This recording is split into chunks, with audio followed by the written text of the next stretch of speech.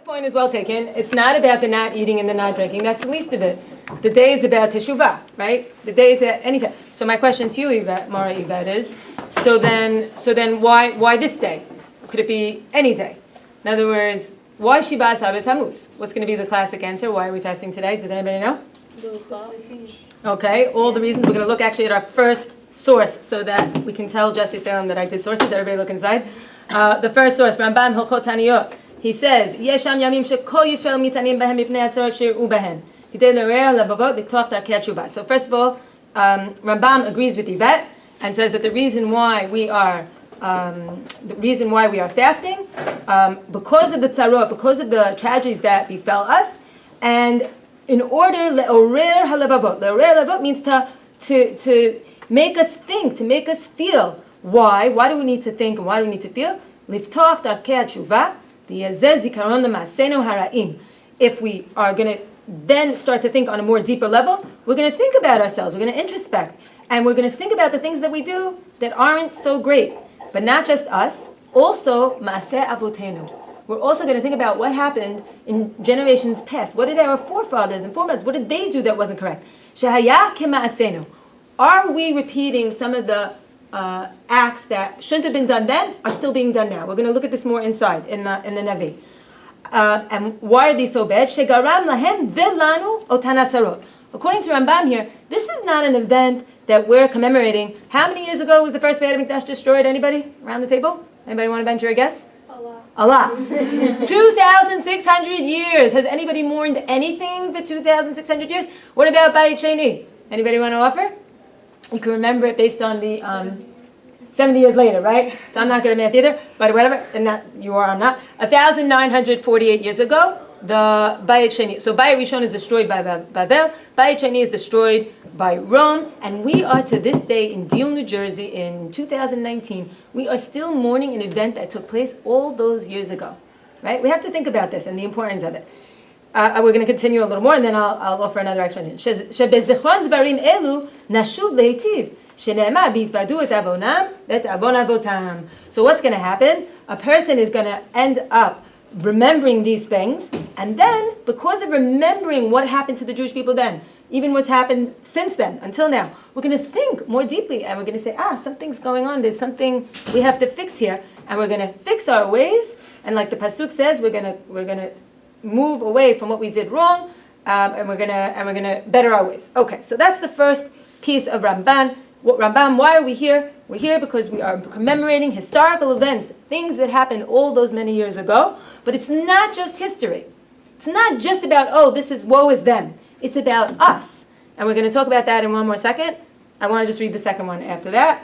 And what are the days that we fast? Eluhen, Yom Shishi B'Tishrei, Shebo Nera Gedalia Ben Achikam. Everybody remembers Tzom Gedalia right after Rosh Hashanah. And then hi, come on, join us. No, not at all. Here you go. The Gachel Yisrael HaNisher, please take. Okay. And Asara B'Tevet, okay, we're going to just skip to Yud Zayin Tammuz. Look where it says, Yud Zayin B'Tammuz. 5 things happened, ladies, on Yud Zayin B'Tammuz. What were they? Nishtabru haluchot, Batel hatamid mibayit rishon, Huvke'a Yerushalayim, B'chorban Sheni, V'saraf apostemos, Harasha et haTorah, V'mitzalem b'Eichal. So all these terrible things happened on these days, and these are the reasons why we are commemorating through our fasting. Now, what's really very interesting, though, is how Rambam really makes a connection between the generations that were and the generations that are. He's saying we shouldn't look at it as, this is something that happened so long ago, so it doesn't apply to us. He's saying the opposite. He's saying that there's a way of looking at the Jewish people as an organic whole, right? What do I mean by that? That our great-great-great-grandparents that had this happen to them, it's as if it's happening to us today. It's not something, we can't separate it out and say, that happened to them, this is happening to us. So he makes a connection between the generations, right? He sees Knesset Yisrael as an organic whole, and he says that even though on first glance we think we're remembering these disasters of the previous generations, we have to look at them as if they're ours, right? Kol Yisrael Arivim Zelazeh. We are responsible for what happened then, because again, if like it's going to say in Yerushalmi, you look at the second source, Kol Dor Shelo Nivna B'Yamav Ki'ilu Charav B'Yamav. the Yerushalmi here has a very shocking statement. Every generation that the Beit HaMikdash was not built, it's as if what? It's as if it was destroyed right now. So in other words, what Rambam is trying to say here, and this is the Yomah, but he's basing it off of that if we don't have the Beit HaMikdash in this generation, and we'll talk more about what it is that we're missing, if we don't have it in this generation, we are responsible for its destruction. We, all of us. It's not as if it's something only our forefathers didn't listen, sinat chinam, etc., and it happened to them. Does everybody get that point? It's a very interesting point, I feel like, because it looks at the past as our present and also as our future. We'll talk about this a little more. Any questions, by the way, on anything that we're saying, please jump in. I'm happy. Yeah, go ahead. So if there's this idea of Yeridat Hadarot, and the generation before us couldn't bring about the Beit HaMikdash, then how are we to step up to this plate if there is this degrading ideology almost? Right. Okay, so Muriel is definitely referring to this idea that, Muriel is referring to this idea that as the generations move further and further away from Har Sinai, they, further and further away from Har Sinai, we're not, the generations are getting, so to speak, less and less great, or less and less closer to the source of Matan Torah. But we also know that the Torah says that in every generation we have a mitzvah to listen to the rabbis of that day. Kol asher yerucha, right? Everybody has to listen to the rabbis in that day. And we shouldn't say, oh, these rabbis are not as great as the rabbis that came before. Lahefech, whoever is in your generation, those are the rabbis that you listen to. So as much as it's tempting to think that, oh, we don't have a chance, rather, at national redemption, because if they didn't do it before, how are we going to do it? It's the opposite. It's that every generation has its challenges. I think we could definitely say, you ladies could say this, in your generation, you have challenges that I really have rachamim, meaning growing up in this generation that you're growing up in is really challenging. So you can almost argue, you could say, wait, but we have challenges that are even greater than some of the others, right? So every generation has the ability. If not, I don't think we would have been given the nevuot to try and bring about the Yeshua in every generation. I don't know if that makes sense. Yeah, or gives confidence. Yeah. Is this translation of the Yerushalmi adding in an idea? Because it's not really directly translating what Hebrew is saying is each generation that the Beit HaMikdash was not rebuilt in its time, right. It's as if the Beit HaMikdash was destroyed in its time, which you could also interpret as you should feel it that acutely, the destruction. It's not saying you are responsible for it having been destroyed. It's not written there. This is how it's generally understood. This statement is understood in that way, meaning it's incumbent upon every generation to bring about this national redemption in the form of Bniyat Beit HaMikdash. If we don't do it, then it's as if it was destroyed in that generation, meaning we're responsible. Meaning that's how it's generally understood. I know it doesn't translate. It doesn't translate directly. You're right. It doesn't seem to correlate here. But that's essentially how we understand it. That the responsibility is ours. If not, then we're waiting and seeing what happens. By the way, this has a lot to do with Israel. When we talk about coming back to Israel, and should we come back and build it? Yeah. All right. Okay. So let's just summarize here. So what we've said so far is that Rambam sees a connection between fasting and teshuvah. By fasting, it causes us to have, obviously we're not all in the best mood today, right? We're thinking about, don't talk to me, right? We're not thinking in the way that we normally do, but hopefully it's causing us to direct our thoughts. We're directing our thoughts by downplaying our physical existence right now. We're hopefully upping our spiritual focus. And that's why we're sitting here today around this table trying to focus on, okay, what were these bad events? What led to them? And how can we change it moving forward? So again, at first glance, we think it's just historical events. At second glance, we're realizing that the tragedies that caused, the avonot, the sins, I don't know, whatever term you want to use, whatever was not going right that caused these things to happen, haven't gone away. Because we're still here in a generation without redemption. And we're looking at ourselves as an organic whole. Sorry, going back to your point. It's as if we destroyed it. Why? Because if it was in existence, it would have been destroyed. Meaning, unless we've corrected our ways, what went on then would have occurred now. That might be a better translation for it. Okay. So the goal of the fast then, ladies, we're engaging in teshuvah. We're having a bird's eye view of history. But I have news for you. A question that comes up a lot of times, right? I don't know if you've heard it this year. I've heard it a lot. Why are we still fasting? What about Israel? Right? People say, no, you haven't heard that one?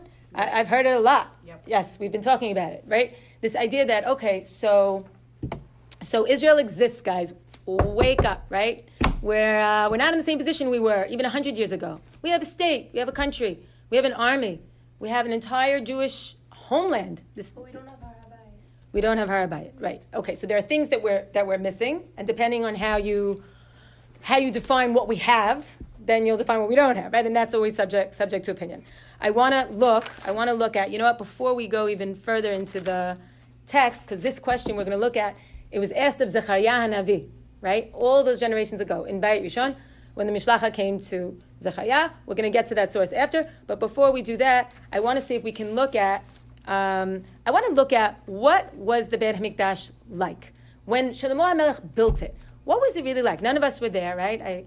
We don't have an inkling of an idea, of an understanding of what it could have been like. And I think if we do that, then we'll start to understand maybe what it is that we're maybe missing, right? So everybody take a look at your front source on Sefer Melachim. We'll try to go through it, we'll skip a few psukim. But we're going to look at how was it? What was the original purpose of the Beit HaMikdash, at least according to Shlomo HaMelech. So it says, I'm going to read it and translate it loosely. We're not going to do the whole thing. Amar Shlomo Hashem, Amar lishkon ba'arafel, bano baniti bayit zevu lach machon l'shitecha olamim. So Shlomo HaMelech says to Hashem, I know you can't, you're not able to be housed in a house. He's going to say this later, but I've built you a house. And everybody remembers, why did Shlomo HaMelech build the house and not David, who was the original one who was promised? Right? David was too engaged in warfare. It was given over to Shlomo, to his son. Now guys, you have to picture this. This is like biggest national party ever, right? Everybody is gathered together. Everybody is around Shlomo HaMelech in Yerushalayim. They're about to consecrate the Beit HaMikdash. And it's the biggest national gathering ever. Kol kahal Yisrael omed. Everybody's standing. Okay, so Shlomo blesses Hashem. I'm going to continue. And God chose David. Look down at Pasuk Kaf. Vayakem Hashem et devaro asher diber. God stuck to his word. He said he was going to let a house be built, and it's being built now. Ba'akum tachat David avi, v'yashev v'kisei Yisrael. And I'm the king. Shlomo says, I'm the one who's sitting on the throne. Kasher diber Hashem v'avneh habayit b'shem Hashem Elokei Yisrael. And Shlomo HaMelech says, I built this house for God, so to speak. V'asim shem makom la'aron asher sham brit Hashem. And what was in the Beit HaMikdash? Of course, the Aron, and in it the Brit, the Luchot HaBrit. So this was a tremendous thing. A house, a place for God to be, quote, not in reality, seen, right? This was very concrete, a very concrete manifestation of God. And, okay, look at Pasuk Kav Gimel. Vayomer Hashem Elokei Yisrael, en kamoch Elokim b'shamayim mima'al v'al ha'aretz mitachat, shomer habrit v'chesed, la'avadecha ochim lefanecha b'chol libam. So Shlomo HaMelech, it's such a joyous event. Everybody's there. Everybody's so happy. And he says, you're the one who kept your word, God, and you are mimal, right? He says, it's not as if we're not like the pagans who think that you could put a God into a physical framework. You're everywhere, God, but you are the one who kept your part of the Brit. Let's continue on the next page. I'm going to keep going because there's too much to do here. I don't want to lose it. Okay, look at Pasuk Kaf Zayin. And remember, while we're reading this, I want you to think about what's happening to us today in terms of our understanding of Batei Mikdash in general. Ki ha'umnam yashev Elokim al ha'aretz, hinei hashamayim u'shmei hashamayim lo yichalkelucha. Shlomo HaMelech says, but is it possible even to build you a house, God? Because even the heavens and the heavens of the heavens, that they can't contain you. So Shlomo HaMelech says outright, this house is not really your house. It's not as if this is the only place you're going to find God. Where are you going to find God? Not just in the Beit HaMikdash, but where else? According to Jews. Everywhere. This is a radical notion, by the way. This was totally anti the ancient world. I'm not sure how many of you are up on what used to go on, but literally the gods were, the temples were at the border of each state because it was believed that the temples are what's going to protect the invading armies, right? There was a very physical understanding of gods and their power. And here Judaism comes and says something very amazing, right? Even though I built this house, Shlomo HaMelech says, it's not like this is the only place where you are, i.e., people who go to, churches and places where that's where religion takes place and not anywhere else. So we have to also be conscious of this fact, right? It's great to come to shul, and we love to learn Torah and study and all that, but it's not that we're doing our avodat Hashem only when we're in a shul, right? It has to come and pervade all of who we are, and consistency. We'll get to that hopefully later too. Okay, so what used to happen in the Beit HaMikdash, according to Shlomo HaMelech? Look at Pasuk Kaftet. Liyot einecha petuchot el habayit hazeh laila vayom el hamakom asher amarta yeshem misham. So God's attention, quote unquote, is directed to this place, Shlomo HaMelech says, and Hashem is going to listen to the tefillah that Shlomo is praying today, and that people will pray going forward. So basically we understand now that the Beit HaMikdash was a place of tremendous connection, right? We have this great connection with HaKadosh Baruch Hu. We're going to be able to pray, and we're going to be able to be heard. I'm going to paraphrase the rest because otherwise we're not going to really get so far. But basically, the Beit HaMikdash is this wonderful place of connection with God. We feel God's presence when we're there. How many of you feel that when you just get to Israel, right? Get to Israel, you get off the train, right? You get off the plane and you feel that. And imagine that feeling. They say, of course, Eretz Yisrael is more holy than any place in the world, right? And Yerushalayim is holier than any other city in Eretz Yisrael. And of course, the old city that Arlette spent many, many miles and miles and miles walking back and forth every day. So the Kotel every day you went? Unbelievable. That's, of course, the holiest of holiest places. And so here, Shlomo HaMelech, I'm not going to go through it in the text, but I'll just paraphrase. The Beit HaMikdash was the way to connect with HaKadosh Baruch Hu. If something was going wrong, if there was a drought, if there was hunger, if there was, God forbid, enemies that were trying to get us, every tefillah could go through Beit HaMikdash to HaKadosh Baruch Hu. Look at Pasuk Lamed. Kol tefillah, kol tchina, asher tziyeh l'chol adam, l'chol amcha Yisrael, asher yedun ish nega levavo, paras kafav l'bayit hazeh. You had a place to go. There was an address for you. You were able to come, pour out your heart to God, and be heard, and have a response of some kind, right? Like a real response. It says Hashem is going to listen. Not only that, anybody know who else used to get to come to the Beit HaMikdash besides the Jewish people? Anybody. Anybody and everybody. The whole world. Look at Pasuk Mem Aleph. V'gam el anochri asher lo me'amcha Yisrael hu uba me'eretz rechoka leman shemecha. I can't tell you how much I feel like this is going on today. It's like a really wiggy feeling. People are coming from all over the world. How many different people did you see from like all corners of the earth, right? Coming to Yerushalayim, and they too have a need to pray to God. And they're going to pray to God at the Beit HaMikdash, right? Can you imagine opening up Hathaway Shul and saying, anybody who wants to come, just come on in and pray, right?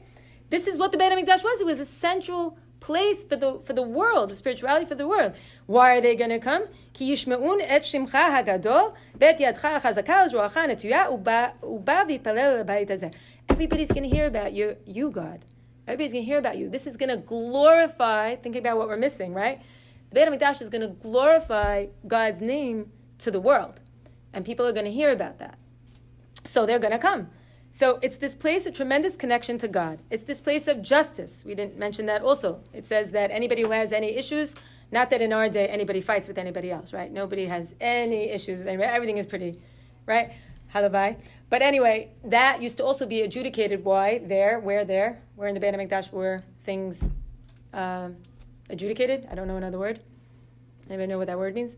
In other words, when somebody had something that they needed to be judged, where did they take it? To the Sanhedrin, right? The Sanhedrin was the great Supreme Court. And where did the Supreme Court sit? Anybody? Right adjacent to the Beit HaMikdash, right there. So it was a place of mishpat. It was a place of clarity. Doesn't this sound pretty good to you so far? Like having this like amazing ability to connect with God in such a way, and for people to have hopefully harmonious relations because everything's taken care of, right? Okay. Not only that, and on one more level, we're going to look at this where it says, look at Pasuk Mem Gimel, Ata tishma hashamayim mechon shivtecha v'sita kechol asher yikra elecha anochri Sorry, I'm going to skip more. So really, in essence, what we're also doing by having the Beit HaMikdash, we're fulfilling our mission as Am Nivchar. What's the purpose of being Jewish? We have like so much. I feel like this is a medley of all Jewish history, Jewish philosophy topics all together. What's the purpose of us as a nation? What are we supposed to be doing? Sorry? Providing a light into the nation. Okay, so Or LaGoyim, right? Yeshaya, Or LaGoyim. We're supposed to impact the rest of the world in some way, right? We don't tell the rest of the world as opposed to all other religions, right? We don't say, all Christians want the rest of the world to be Christian, all Muslims require the rest of the world to be Muslim. Jews do not go around saying to everybody, you have to be a Jew. On the other hand, we have a national mission. And the national mission is L'taken olam b'malchut shakai. We say this every day at the end of Aleinu. We want to bring everybody to understand that there's one God in the world. Sheva mitzvot b'nei Noach. Jews are the example. Okay. So this is all going to be able to be done through the Beit HaMikdash, right? L'mandat kol ha'meretz ki Hashem Elokim ein od. That's the mission. So I think from this very long source, which I'm sorry if I went too deep into it, but let's just come back to understand the great national joy that was had by the Jews when Shlomo HaMelech consecrated the Beit HaMikdash, and there was a sense of mission and a sense of fulfillment. I can't end without this pasuk Samech Aleph. V'haya levavchem shalem im Hashem Elokeinu lalechet bechukav v'lishmor mitzvotav keyom hazeh. And Shlomo HaMelech is giving like a bracha to the kahal, and he's saying, I hope that all of you have, for the rest of your days, this feeling of shlemut. Anybody want to offer an explanation of, what does it mean when we say in Hebrew, a person feels shalem? Whole, fulfilled, complete, satisfied. This is amazing stuff, right? The Jews are here at this gathering, at this point in time, when the Beit HaMikdash is just rebuilt, feeling this way. So Shlomo HaMelech is saying, this is what you should feel always, right? It should go with you. And then he sends them all home, and it's a chag, and they had a great time. Okay. So this sounds good, right? The Beit HaMikdash sounds like really good stuff. We're trying to see how we can recreate that in our lives now. By the way, jump in if you have any questions. Yeah. So it sounds great, but I don't know if it's just me, but if there's only one place where everyone wouldn't it take away from everyone being dependent on God when they're not in the Beit HaMikdash? So where would they be? You're right. I'm just I don't know. Let's say they're on a normal day and they're not in the Beit HaMikdash, right. And I feel it would lower the feeling. Right. Okay, so what were some of the mitzvot that were given to Am Yisrael in order to maintain the connection with the Beit HaMikdash? You're right, they can't all live around the Beit HaMikdash, right? Everybody had to spread out. Right. But what was something that was instituted in our Avodat Hashem that kept the connection going? How are we still connected to this day to the Beit HaMikdash? So we pray always facing the Beit HaMikdash, true. Aliyat HaRegel. Before we even were exiled, there were 3 times a year that we had to come and come back to the Beit HaMikdash, right? Not us women, but men at the time. Kol zuchucha had to go. Lirot et Pnei Hashem Elokecha. So that was sort of like a way of ensuring that the connection was still there. But again, it's not due to the physical place, right? Meaning, as much as we described how the Beit HaMikdash was so wonderful and great and left the Jews with a wonderful feeling, you're 100% correct that we can't live around the Beit HaMikdash all day long and we can't take it with us home, right? It's a special place, just like we have special times. Why isn't every day Shabbat? Does everybody want Shabbat to be every day? No? Shabbat every day? There are special times, there are special places. The trick is to take from those times and from those events and from those places, take Israel as an example, and bring it with you. Right, bring it with you into your daily life. Okay, so now I want to go quickly to the next source if we can. Zechariah. Zechariah is the Navi that is Bayit Sheni. Okay, so after the first Beit HaMikdash is destroyed, we have 70 years, and then we have B'niyat Bayit Sheni. And an interesting thing happens in Zechariah chapter 7, where a very big question is being asked that we started off our class with. Namely, there's a mishlachat that comes from Bavel. There's a group of representatives from Bavel. Don't forget, the Jews were already exiled to Bavel. Anybody know where that is today? Bavel? Sort of? Iraq, right? So it's in the Iraq area. They send a mission to come to Yerushalayim, and they ask a very important question, which I think we ask ourselves today. They say, if you look in Pasuk Gimel, Lemor HaKodesh Shel Beit Hashem Tzvakot Ve'el Neviim, Lemor ha'evke b'chodesh ha'chamishi hinazer ka'asher asiti ze kama shanim. Should I, and they're speaking as representative of the Jewish people, should we still mourn the fact that the Beit HaMikdash is destroyed? Because what's about to happen? They're in the middle of the building of the second Beit HaMikdash. In 2 more years, the second Beit HaMikdash is going to be built. So they're saying, like, why should we continue these practices? Now the Beit HaMikdash is built. Isn't it interesting that the question we're asking now was already asked so many years ago in Zechariah? So what do you want to say before we even go into more detail? What would you say? I couldn't go in yet. It wasn't complete, so you weren't able to go actually physically go inside. Okay, and once it was complete? You're saying they mourned once it was complete. I'm making us think a little bit further, meaning, okay, so you're saying it's 2 years before, it's not complete, but at least we're getting there, we're almost there. Do we have to continue all the practices that we did? If you look at the Pasuk, it says, Hi Nazer. What's Hi Nazer? The idea of abstaining from meat, wine, doing things that remind us of the fact that the Beit HaMikdash is destroyed, but now it's getting built. So do I still have to? Everybody get the question? Anybody want to offer you an answer? I think if you did, that makes that gives a mindfulness to the fact that the Beit HaMikdash is rebuilt and it's there now. Because if you forget about the fact that it was destroyed once, then what kind of relationship do you have with it now that it is? So in other words, are you talking about recalling why it was destroyed? And the fact that it was. And the fact that it was. Because that'll prevent us from repeating mistakes of the past? Also just like for mindfulness' sake. Just to be mindful. Yeah. Right. Okay. Anybody else? No? Okay. So we're not going to go in all of it, but we're going to do some of it. And basically, the question that is asked here in Zechariah is similar to today, because on the one hand, yes, the Beit HaMikdash was starting to be rebuilt. On the other hand, what was missing? Yes, of course, 100%. 100%. Does anybody know how many people actually came back for Bayit Sheni? Shivat Zion? Like 10% of the people.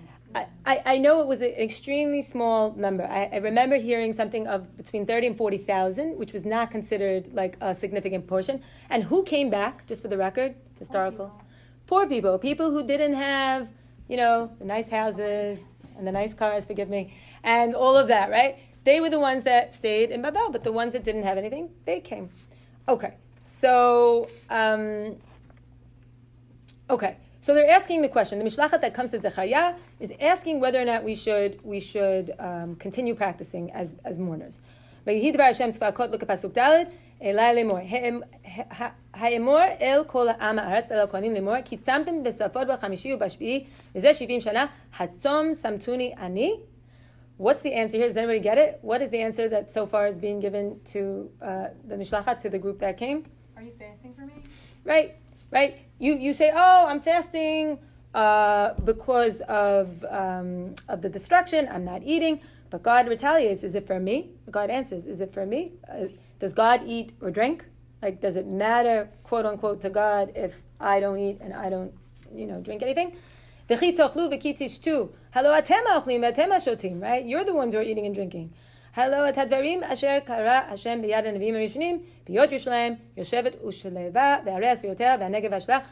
now he's kind of going back and saying, okay, it's not about the food. We know that, right? Because the food is not what's going to affect Hashem, quote unquote. So what would affect God? What is something that would make God, let's say, take notice?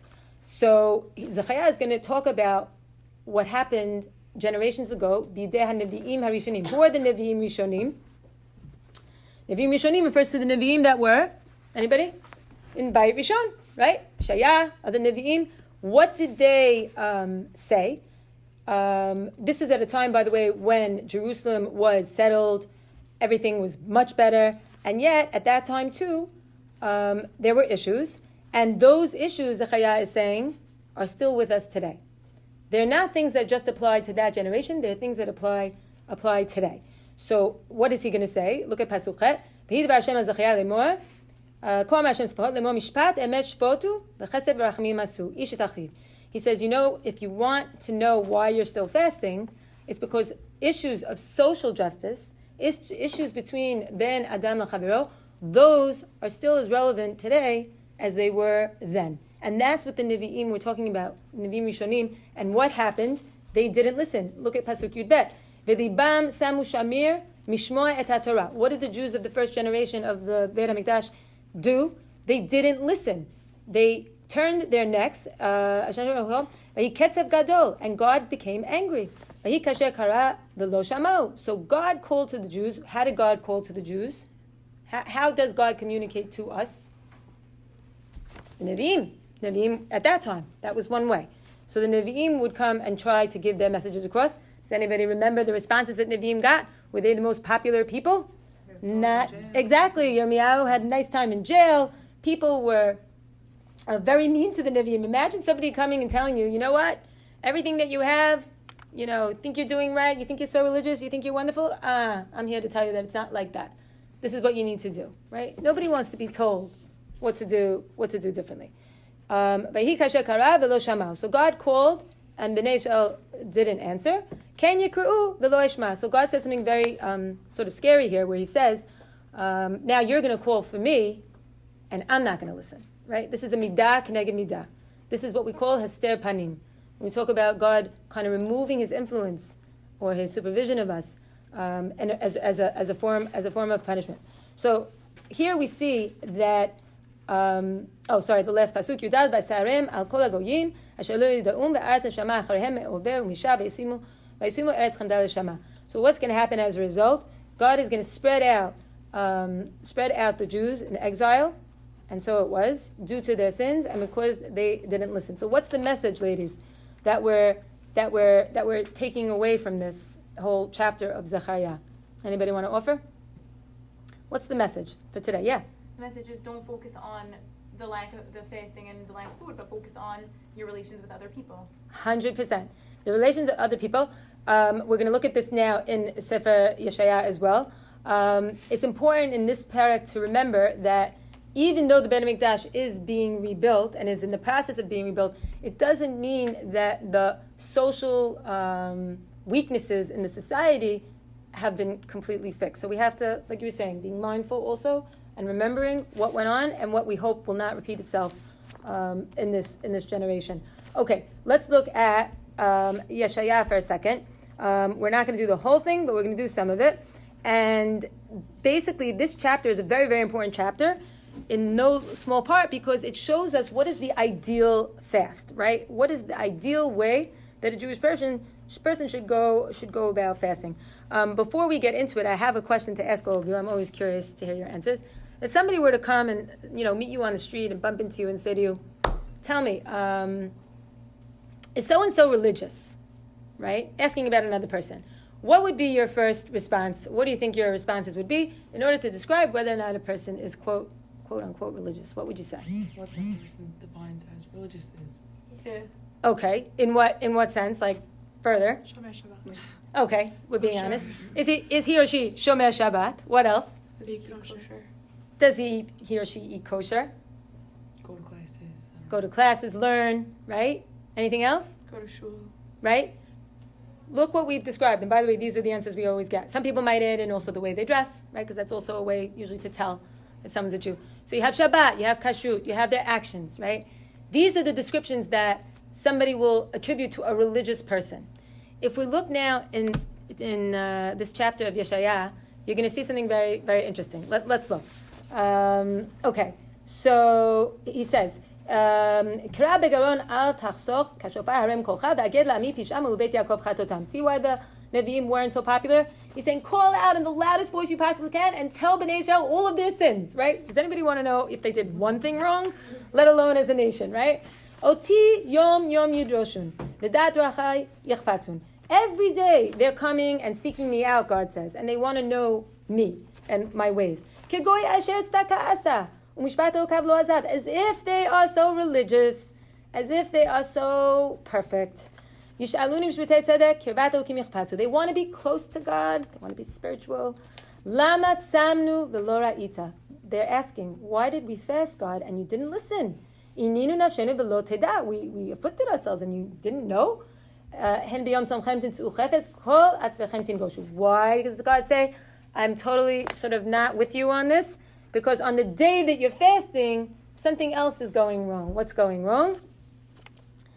Hen lariv umata tatsumu ulakot be'egrof rasha lo tatsumu. In other words, he's going on to talk about all the habits, the things that Jews are doing to one another that are wrong. So interesting that we're seeing here, what are the things we're not doing right? I'll give you an example. Hold on one second. Where is it? You're fighting. Lehakot be'egrof rasha v'lo tatsumu. You're fighting one another. You're hurting each other. He's going on to list all of the things that Bnei Israel really needed to do differently. Isn't it so interesting that the Navi didn't say anything here about observing Shabbat, about the way they dress, about what they eat? Again, not that these aren't important mitzvot. Mitzvot ben, we're going to put it in a category, right? These are mitzvot ben adam lamakom. Those are very important mitzvot.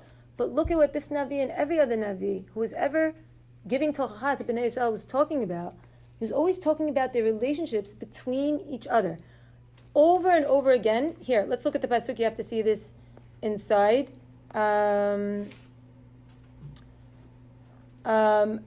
Here.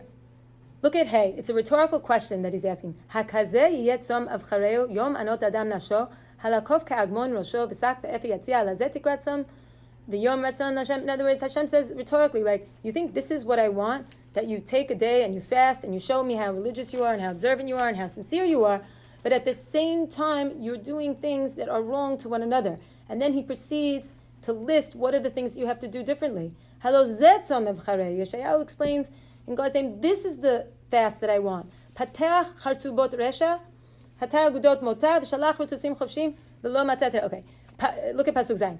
Paros laraev lachmecha. Give food to the people who are hungry, to the poor. Banim rudim tavi bayit. Bring people who are poor into your house. Give food to the people. Clothing to the people who are lacking. He sums it up in those three words. If I was telling you to highlight, I would tell you to highlight. What does it mean? Don't look away as if you don't know what's happening to the next person and how much they need you and they need your help, right? So I know that we're all very good at, and I don't mean to say that we're not, at chesed, right? We're all wonderful at chesed.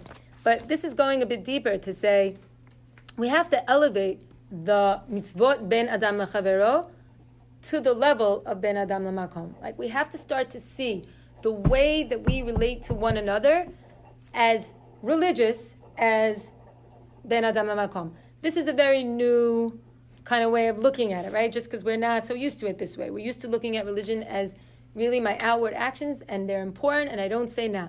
But the Navi and all the Naviim are really talking about being a just society, being a society that cares about the weakest members. Who are the people that are always discussed in every Navi that we have to be careful to take care of? Who are they?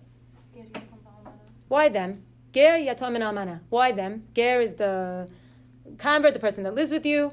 Yatom, the orphan. Almana, the widow. Why are they the ones that are always singled out as the people? Sorry? They don't have anyone. They're the most vulnerable of society. And the healthiest society is judged by the way it treats those who are most vulnerable. So in this day and age, we can say, oh, well, I don't really know somebody who's an orphan. I don't really know somebody. Doesn't matter. Don't take it so literally. What matters is you finding that person that needs your help. You finding that person that you can do something for on an aseh level, right? And that's great. Also on a lo taseh level. We don't want to be hurting each other, guys. This is something that, if there was one thing I wish we could all, take away from this day, we want to stop hurting each other, because the hurting each other is, I wouldn't say canceling out our good things that we do, but it definitely throws us back to Yeshaya chapter 58, right? Where we're trying so hard and we're being so good, but yet we're being held back by some of our bad habits. So perhaps on a day like today, some of the things, we're starting to wind down. We're not yet, but perhaps on a day like today, when we talked about at the beginning of the class about introspecting and becoming the best people we could be, so maybe it's about each of us really looking inside and saying, what do I need to do?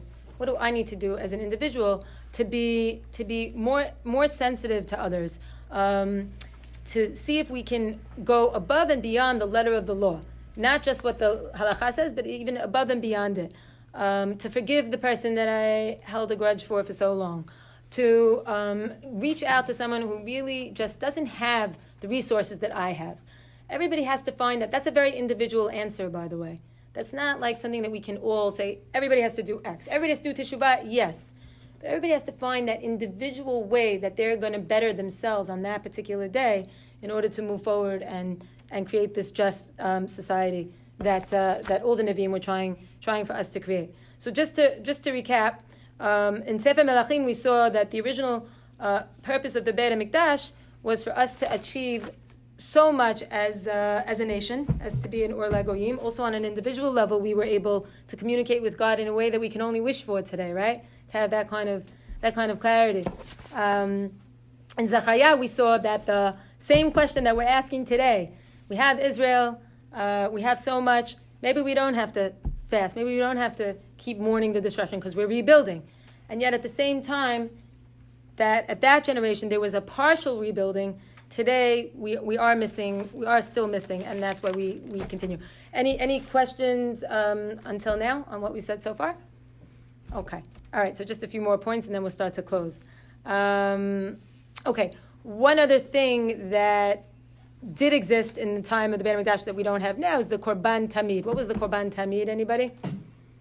Every day, go ahead, every day, right? Every single day there was a Korban that was brought, a sacrifice that was brought. As somebody who doesn't eat meat, I find Korbanot in general to be somewhat difficult. But what was nice about this Korban, we're told in Sefer Bamidbar, the idea that every day, there was this connection, this fixed, permanent connection to what we call Hashra'at Hashchina Bamikdash. By doing this Korban, we were able to have God's presence with us in the Beit HaMikdash. And that was gone. And that's no longer. So this is just another one of the things that we're mourning. We're mourning the fact that we don't have the Beit HaMikdash. We're mourning the fact that the Korbanot had stopped. And if we look at today, if we go a little bit further, just to look at today, there are two types of loss I just want to look at for a second. We can say that we're feeling a loss for, most often it's a person, right? If a person would pass away, we feel the loss, that person is no longer there. That's a real, actual pain that we feel. And that's one way of looking at what we're thinking about today. But it's not just the actual person, or in this case, the Beit HaMikdash that's missing. We're also grieving what's called a loss of potential. I thought this was a very interesting thought that I came across in an article. The idea that we're mourning not just what was, finish my statement, you know it, not just what was, but what could be. What could be now and what could be in the future. So this is a very profound statement. It means that in addition to looking at the past and saying, well, I missed that connection, I missed that sense of wholeness, whatever you want to fill in the blanks, I'm also missing what could be now and what could possibly be in the future. So all the things that could have happened, and this is where everybody's imagination has to kick in now, what could theoretically have been had we not been exiled from our country, right? And had we now had the Beit HaMikdash in this generation, what's the potential for us in terms of what we could be as individuals and as a nation? Does that ring true for, like, I don't know if we think about this so often. We're so busy looking at the past that we don't think about the present. What will we look like now? And what would it look like in the future in terms of our abilities? So we're mourning that lack or that loss of potential. And by the way, all the halachot of the 3 weeks, which we started today, are really an inversion of the avelut process. None of you should know from it, but when a person is avel, there are gradations of practices that go from being very severe to being in the first day and in the first week that a person passes away, and then 30 days, and then a year, and then it's like a gradual moving out of the mourning period. When it comes to the 3 weeks, first of all, this is national mourning, but it's reversed. We start with the kind of least severe practices of whether it's not having parties or eventually not having meat and wine, et cetera, moving to Shavua Shachabo, and it gets gradually more severe so that we, on the day of Tisha B'Av, the feeling that we should have is as if, it sounds very graphic, but it's as if the thing that we lost is right in front of us. Like we have to feel it very strongly. And that's the reversal of the Avelut, the flows of Avelut. So again, just to summarize, and with this we'll start to close, we're going to continue to mourn, not because we don't have a lot of great things to be thankful for, but because there's so much more that we have yet to aspire to, and that we have yet to hope to have. Mourning is a way of experiencing the loss, and the idea is that it becomes part of our lives, right? It's not something that happens just once or twice a year, where okay, we'll think about the Beit Mikdash then, but how are we going to take this into our everyday lives? And even though the natural inclination is that the past should be very distant, like forget about it. Does anybody know anybody else who's mourning anything for 2,500, 600 years? Like we're the only people in the world that are. Nobody's remembering anything that long, right? I think it was Napoleon who said, any nation that mourns, he saw the Jews mourning on Tisha B'Av, he said, any nation that mourns so long for their temple will see it rebuilt, right? This is an amazing thing that we do. But we mourn the past because we feel that what happened then is still applicable. It's still applicable to us today. I want to close with just one. Yeah, I got something today. It was amazing. I have it on my phone. I don't know how many of you might know of this very famous anchor woman in Israel. She's an interviewer. Her name is Sivan Rachav. I think one of your years. You saw her, right? Yeah. So she's an amazing person. She's a religious woman who happens to be she's a very popular anchor woman in Israel. And she writes a lot of Divrei Torah. So she wrote something here that I wanted to share with you. Again, her name, if anybody wants to look her up, Sivan Rachav Meir. And she says like this: Hayom Tzom Yudzayin B'Tammuz. Hayom Bo Nifritzu Chomot Yerushalayim. This is the day that the walls of Jerusalem were breached. Thank you. I couldn't think of the word. See, I'm only in Hebrew. Tchilat Kufot HaAvelut HaMechuna Ben HaMetzarim. We're starting today what's called Ben HaMetzarim, right? Between the straits. Hine Kama Milim Sheka. Okay, so this is what Rav Menachem Brod wrote. She's repeating it. Chazarnu le'atzenu hatova v'aporachat. Shavnu liYerushalayim. Az al ma od yesh litabel. He says, we already came back to Israel. Everything is flourishing. You look around, by the way, you look around in Jerusalem today, you don't see what to really mourn about. It's amazing what is going on there.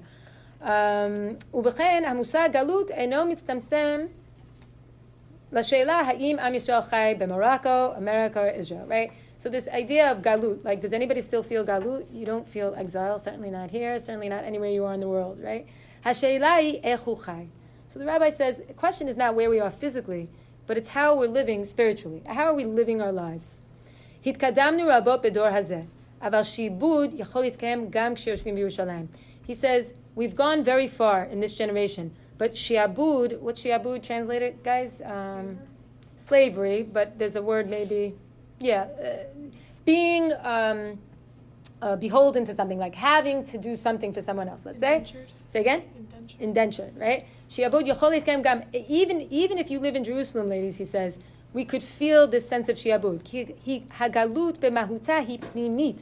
Because exile, he says, is not external. It's an internal state. This is a very fascinating thing. Galut hi matzav she'eno takin, she'eno metukan. What is galut that we're mourning today, right? We're mourning the exile. It's something that's not perfect. It's not fixed. Etzem ha'uvda she'nidme lanu shema sheyesh hayom ze maspik. Hi chelek me'hayalut. If we today think that what we have is enough, then we're in a state of galut. If all that we have now is all that we need, then we're still in exile, he says. Sorry, 1 second, I have to make this bigger. 1 second. Hitragalnu. We got comfortable, right? We got used to things. Hagalut mevi'ah lidei kach sherov hapotensial ha'enoshi mufnel afikim shlilim v'lo chiyuvim. How is he explaining galut in this sense? It's when our human potential, remember we were talking about potential a few minutes ago, it's when our human potential goes in ways that it shouldn't go, less than positive ways, right? We don't have to look at the world to know what's happening. Sheesh kol kach harbe alimut, there's so much violence. shchitut, corruption, pirud levavot. So many people are distant from one another. Sinat chinam. How many people today think of Torah and mitzvot as something oppressive, as something like, get me out of this? I mean, I have to listen to 613 mitzvot. There isn't one aspect of my day that the Torah doesn't have something to say. This could be very overwhelming. Bimkom kedavar hativi v'hanaim biyoter. The Torah should be looked at as something very natural and something that's very enjoyable. Sheshachachnu ma hamahut ha'amitit shelanu. He says, we forgot what is our essence. Uma hayiud hagadol she'od tzafui lanu. We forgot what is our destiny. Where are we supposed to be going? Where are we supposed to be going as individuals? Where are we supposed to be going as a people? Yemei ben hametzarim shematchilim hayom hem timur tizkoret. Today, when we start Ben HaMetzarim, he says, these are days, it's like a, tamrur is a street light, no? It's like a street light, a sign, reminding us, Hizdamnut shnatit lecheshbon nefesh ulemachshava ma kvar hisagnu uma od yesh la'asot. He says, these days of Ben HaMetzarim, of the fast days, these are an opportunity for us to do this kind of introspection, to really think deeply about all that we accomplished, but to think further about all that we have yet to do. And Bezrat Hashem, I really hope that all of us will find these fast days as inspirational days that can take us, really far further than we ever imagined. Bezrat Hashem, we'll see you all in Jerusalem very, very soon with the complete Geula. Amen.